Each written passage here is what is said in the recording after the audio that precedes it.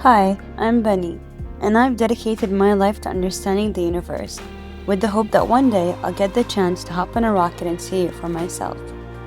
Growing up, I was always looking up, not just at the stars, but at the endless questions they sparked. I'd spend hours wondering what was out there, how it all worked, and if I'd ever get the chance to see it for myself. This is Space Bites, where I take the overwhelming, mind bending world of space and break it down into small, easy to digest pieces. Think of it like snacking on the cosmos, quick, simple, and deliciously full of wonder, so anyone can understand and enjoy it no matter their background. Why? Because every atom in your body was forged in the heart of a star. The carbon in your DNA, the oxygen you breathe, the calcium in your bones, all of it began in stellar furnaces, which means, quite literally, the universe is in you. You are the product of cosmic alchemy billions of years in the making. The same processes that built galaxies also built you, linking your existence to the cosmos itself. Hello, everyone, and welcome back to another episode of Space Bites with Benny. It's me, Benny, your favorite nerd. Earlier this year, four astronauts climbed into a capsule called Orion. They rode a rocket taller than the Statue of Liberty, and they flew around the moon. And we called that the Artemis 2 mission, and it was humanity's first crewed journey to the moon in over 50 years. RS-25 engines lit. 4, 3, 2, 1. Booster ignition. And liftoff. The crew of Artemis 2 now bound for the moon. Humanity's next great voyage begins. When this happened, the world stopped, and together we all looked up. It didn't matter where you were from or what language you speak or what was going on in your life. For a few days, millions of people had their eyes glued to a live stream of four humans, floating in a tiny capsule 380,000 kilometers away from Earth. And everyone felt the same thing, this overwhelming, chest-filling thing that's hard to name but easy to recognize. And I call that hope. Collective, uncomplicated hope. There's a phenomenon that astronauts describe when they first see Earth from space, and it even has a name. It's called the overview effect.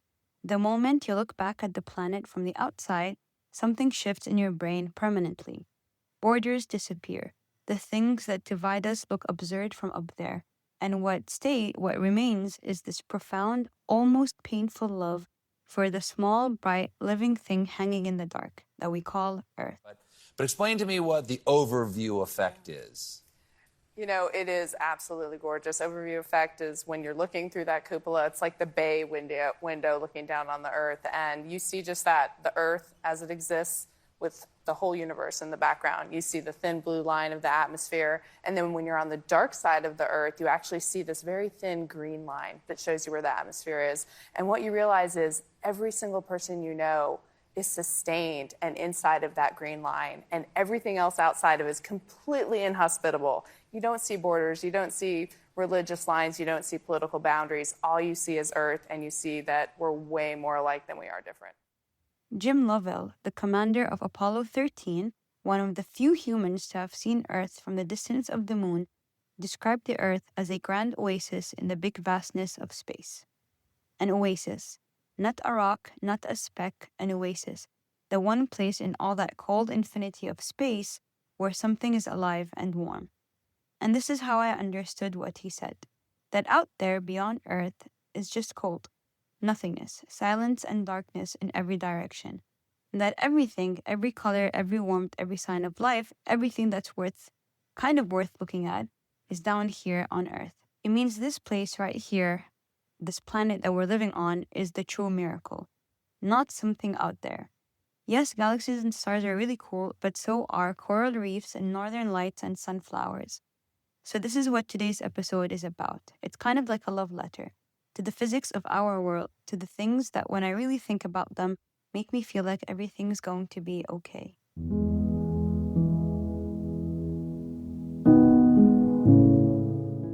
Starting off strong with coral reefs because they're vast and they're colorful and they're impossibly complex ecosystems and they're absolutely beautiful. And I think we definitely don't talk about coral reefs enough because they're built by animals that are smaller than your fingernail. And these animals are called coral polyps, and they're tiny creatures about a centimeter across. They have a soft body and they're translucent, and they look more like a flower than an animal. And yet, over thousands and thousands of years, these animals, these tiny creatures, they take minerals from the seawater, mostly calcium and carbonate ions, and they combine them together to form something called calcium carbonate, which is kind of like limestone. And that becomes the skeleton of what would later on be a coral reef. Here we have thousands upon thousands of species all interacting together in a complex way. Corals, unlike any other form of life on Earth, except man, have the capacity to build their own environments, to create their own habitats. As the coral grows, it builds this hard structure, the limestone, the skeleton, beneath and around itself. And when it dies, the skeleton that it built doesn't just disappear. New coral grows on top of it. And then more coral grows on top of that. And layer by layer, generation after generation, these skeletons stack, fuse, and expand outwards. And so over time, what started as a microscopic organism turns into a massive reef system. And so they're not just rocks, but they're entire ecosystems with structure and depth and complexity. And some reefs stretch for hundreds of kilometers, turning the ocean itself into architecture.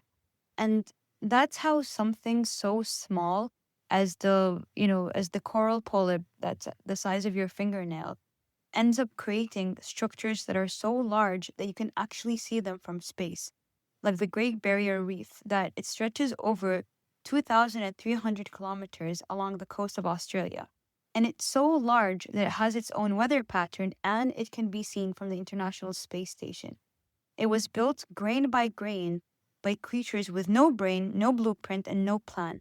And the oldest parts of the reef are around 20,000 years old. So when you're talking about coral reefs, they're not just this very vast, very beautiful, colorful ecosystem, but they're the skeletons of creatures that have no brain, no blueprint, like I mentioned. They're the remains, like the skeleton of these creatures, and it's just generations upon generations of growth. So it's literally, it's not something that just shows up overnight. It takes thousands of years to grow. And so because the Great Barrier Reef has older parts that are around 20,000 years old, it means that the whole structure began growing at the end of the last ice age, when humans were still painting on cave walls. And I think that's just insanely cool. And so here's the more like the physics bit, because coral reefs aren't just biologically remarkable, they're also architecturally brilliant. The branching, the fractal shapes of corals actually maximizes the surface area for feeding while minimizing the material. So it makes sure that it has enough surface area to eat enough, but also minimizes the amount of material that it needs to build itself. And they're essentially nature's optimized scaffolding, like the stuff that makes up the skeleton of a building. And so the complex three-dimensional structure that they create, the caves, the tunnels, the overhangs, the crevices, generate so many different microhabitats that species can live millimeters apart without competing. Coral reefs cover less than 1% of the ocean floor, but they support about 25% of all marine species.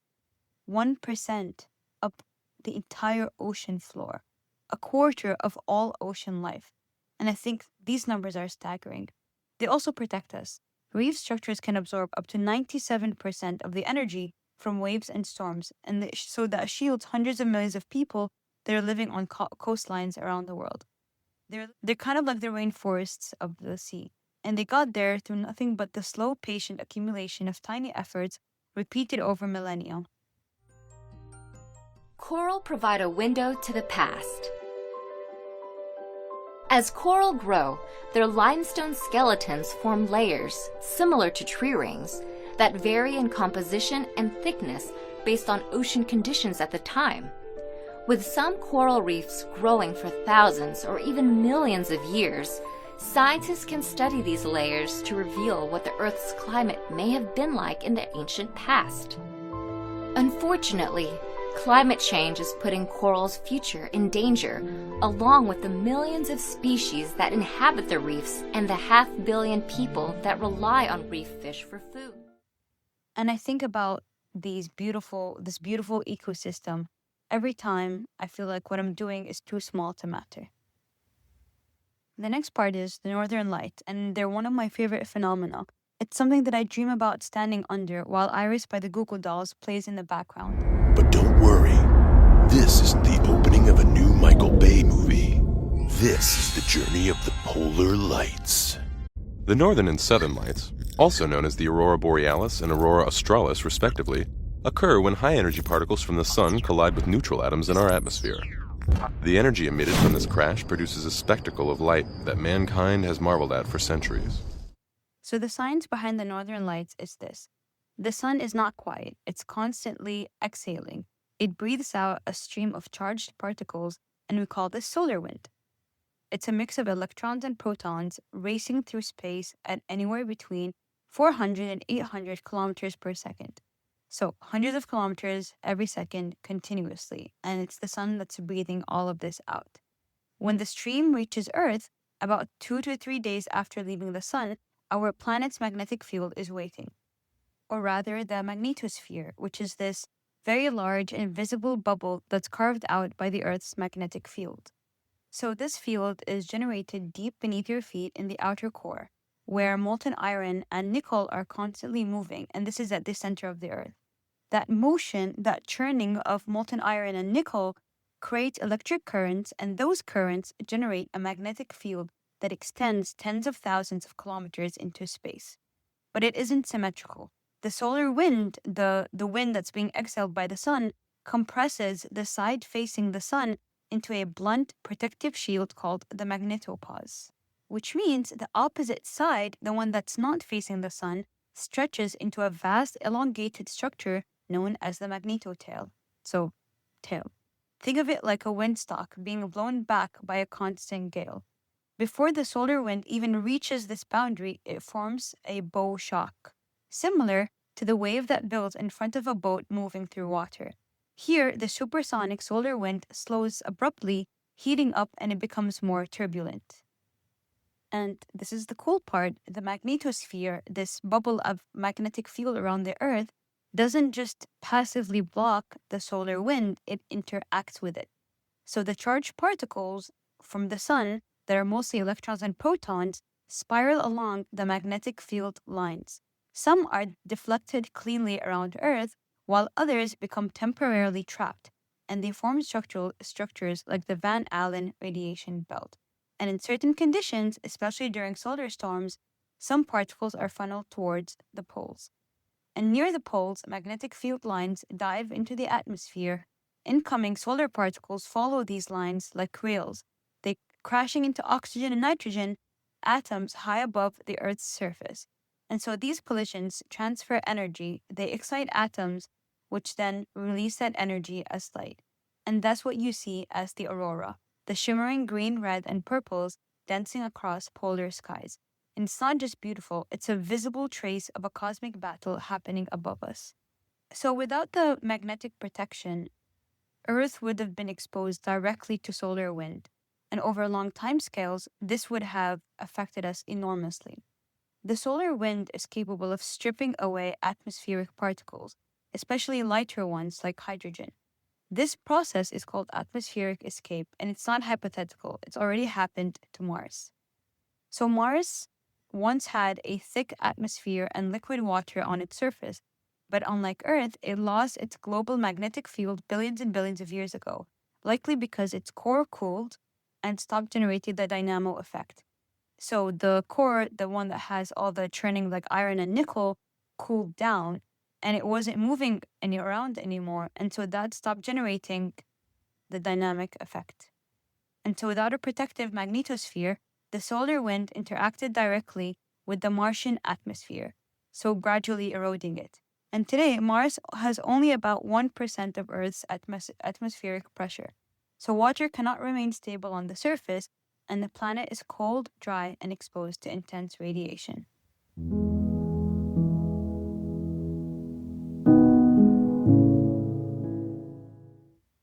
And so that brings me to my third point, which is the atmosphere, kind of like the invisible blanket around our Earth. So right now, as you listen to this, you're sitting at the bottom of an ocean, but not an ocean of water, but of air. A 480-kilometer thick blanket of gas that held to our planet by nothing but gravity, like the Earth reached out and refused to let go. So this atmosphere is one of those things that kind of just works, and we never really question it.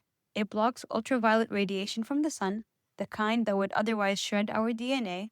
It burns up most of the thousands of meteors that barrel toward us every single day, and it traps just enough heat to keep liquid water on our surface, without trapping so much that we cook. And it gives us the sky, this very particular shade of blue. So sunlight looks white to us, but it's actually made up of all the colors. But when it enters Earth's atmosphere, when the light from the sun enters Earth's atmosphere, it starts hitting tiny molecules, mostly nitrogen and oxygen.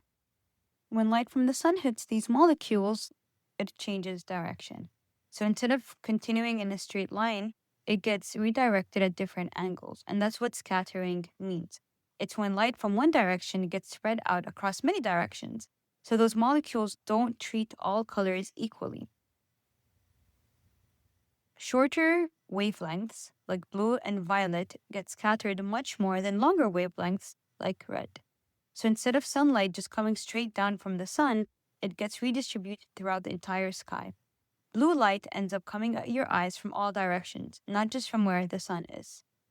The fact that this thin shell of gas even exists, holds together, and has been quietly protecting life for billions of years is a comforting thought. So far, we've talked about the atmosphere, we've talked about northern lights, and we talked about the beauty of coral reefs. Next up are sunflowers.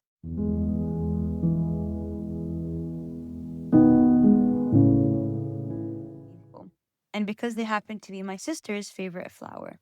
Look at the center of a sunflower and look really closely. The seeds are arranged in two sets of spirals, one curving clockwise and one counterclockwise. If you count those spirals, you almost always get consecutive numbers from the Fibonacci sequence, 34 and 55, or 55 and 89, or 89 and 144. So let me explain what the Fibonacci sequence is, because it's one of those things that starts simple, but is actually really cool and kind of complex. So you start with 1 and 1, and you add them, you get a 2. You add the last 2, you get 3, and then 5, and then 8, 13, 21, 34, 55, 89, 144. Each of those numbers is simply the sum of the two numbers before it, kind of like how 1 plus 1 is 2, 1 plus 2 is 3, and so on. So that's the rule of the Fibonacci sequence.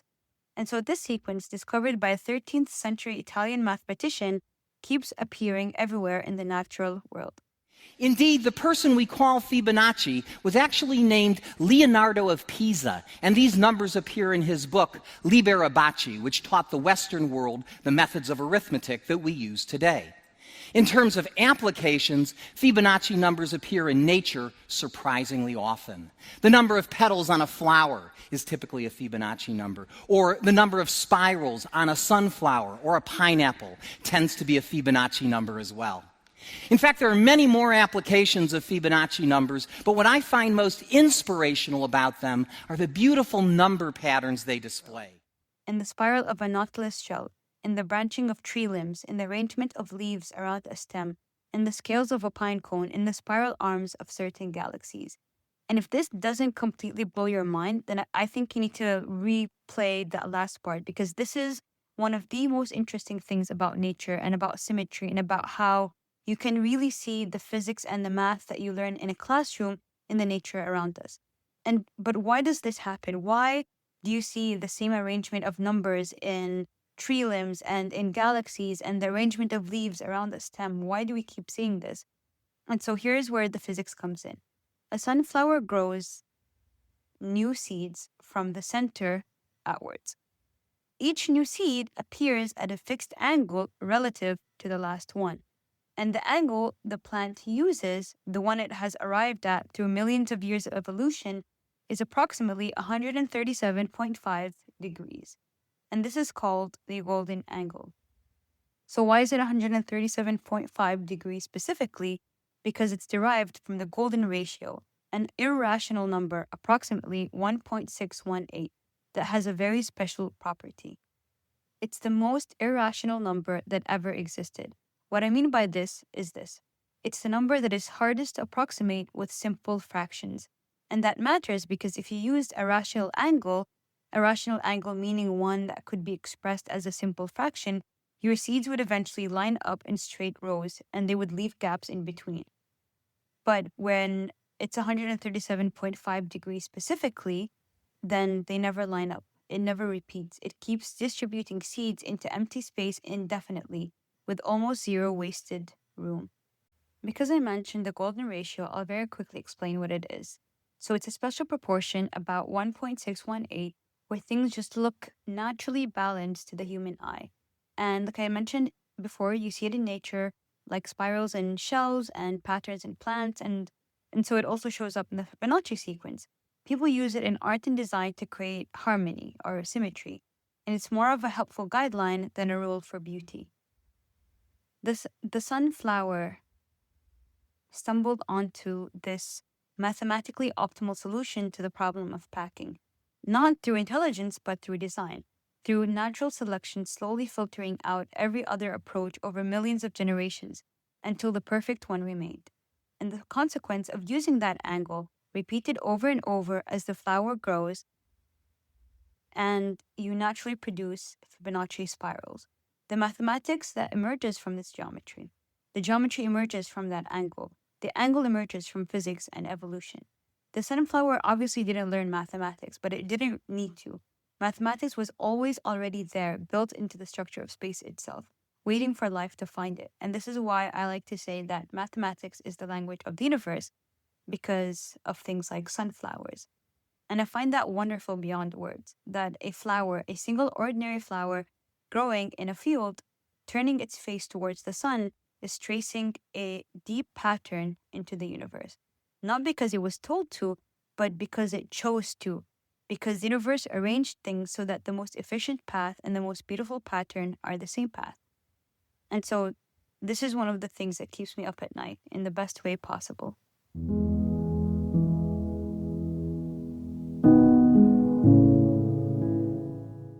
In keeping up with our theme of talking about space travel and the Artemis 2 mission and Apollo 13, our fourth point is the moon, or our quiet protector. The moon was formed about 4.5 billion years ago when, according to one theory, the Earth slammed into another early planet.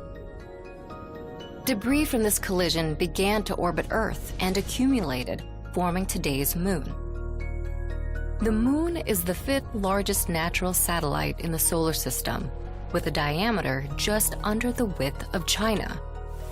It's composed of an iron-rich core, plus a mantle and crust containing minerals made of magnesium, oxygen, and silicon. So most people know that the moon is the thing that makes the tides, or the thing that looks really beautiful in the night sky.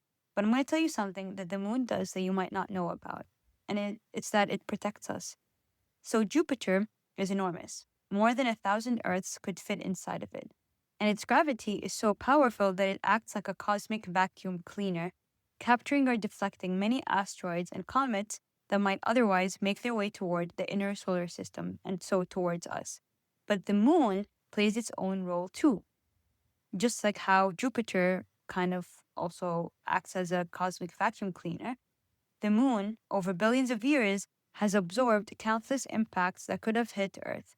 If you look at the moon's surface, every one of those craters is a bullet it took for us. Some of them are hundreds of kilometers wide. Countless craters dot the moon's surface, each formed by objects such as meteoroids, comets, and asteroids crashing onto the moon. The largest crater, the South Pole Aitken Basin, spans across a quarter of the moon's surface and is nearly deep enough to fit Mount Everest inside. And so there's also this.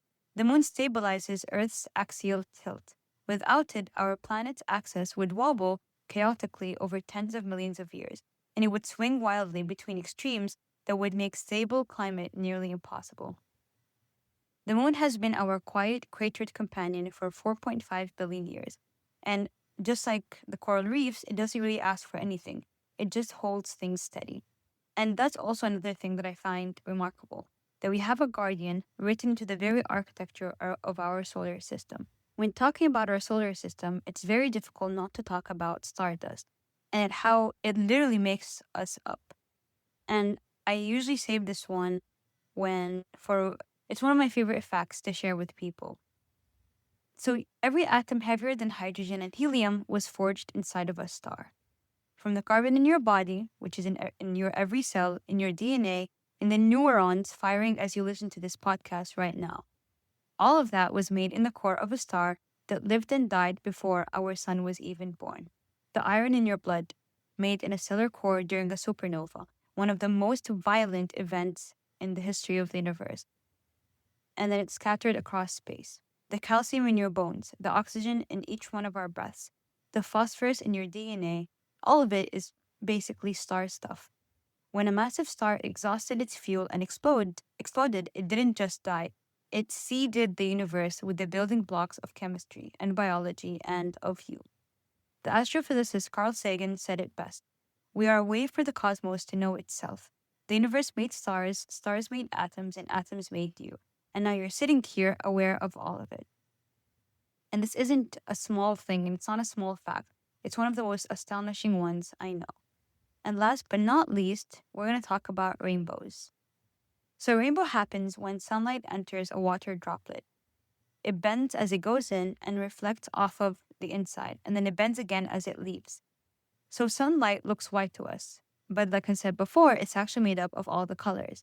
When light hits a water droplet, it slows down slightly as it moves from air into water. That change in speed causes it to bend. It causes the light to bend, and that's called refraction. Inside of the droplet, the light hits the back surface and reflects, kind of like a tiny mirror. Then, on the way out, it bends again as it leaves the water and re-enters the air. And so here's the key part. Different colors of light bend by slightly different amounts. Blue light bends a bit more, and red light bends a bit less. So a rainbow really is the ultimate optical illusion. From billions of droplets, each projecting a rainbow cone, you see a single static arch of color. But the droplets sending you those colors are constantly changing. A single drop as it falls might send to your eye first red, then orange, yellow, green, blue, indigo, and violet. So instead of all the colors staying together as white light, they actually spread out. Each color leaving the droplet at a slightly different angle. Well, for your eye to see a color, let's pick red, in a certain part of the sky, then the red caustic from a raindrop there must go directly into your eye. And this only happens when the angle from the sun to the raindrop to your eye is 42 degrees. And this explains why rainbows take the form of an arch with a 42-degree angle. Now, the violet light from these same raindrops passes above or beside your eye, so you can't possibly see it. But there are raindrops below and inside the arc of those red-giving raindrops whose violet caustics do intersect your eye. They form a shallower angle of 40 degrees between the sun and your eye. And, of course, there are raindrops at all intermediate angles that send you all the other colors of the rainbow. And I think this is very elegant physics. And here's what I love most. Every rainbow you have ever seen was made for you, specifically. And this is because the arc of the rainbow that you see, depends entirely on where you are standing relative to the sun and the rain. So actually, two people standing side by side see different rainbows, each one centered on their own shadow, on their own line of sight to the sun, which means your view of the rainbow, it's relative. You see, the rainbow that you see is yours and yours alone, because someone standing right next to you sees a slightly different rainbow. And so you cannot step into someone else's rainbow. It literally exists geometrically just for you. But just like with a rainbow, if you have millions or billions of these droplets, they all contribute to produce this same pattern with your shadow at the center. And it was just such a pattern that inspired a Nobel Prize-winning discovery. In September of 1894, a scientist named C.T.R. Wilson was visiting an observatory in the Scottish Hills. It was then that he observed the colored rings surrounding the shadow cast on mist or cloud. He recalls that these glories greatly excited my interest and made me wish to imitate them in the laboratory. And so that brings us to the end of the episode. From the atmosphere that holds us, to the reefs that teach us patience, the lights that turn defense into art, the flowers that trace the universe's mathematics, the moon that took our hits, and the stardust we're made of. And finally, the rainbow that exists just for you. Jim Lovell called Earth a grand oasis in the big vastness of space, and he was right. Out there, it's cold and dark and silent, and everything worth looking at is right here. The universe is 13.8 billion years old, and it's mostly empty. And yet, on this pale blue dot, it arranged itself into something that breathes and wonders and feels hope. And I think that really counts for something. Thank you for listening to Space Rides with Benny. If this episode made you look up at the sky, even if just for a second, then we did our job. See you next time.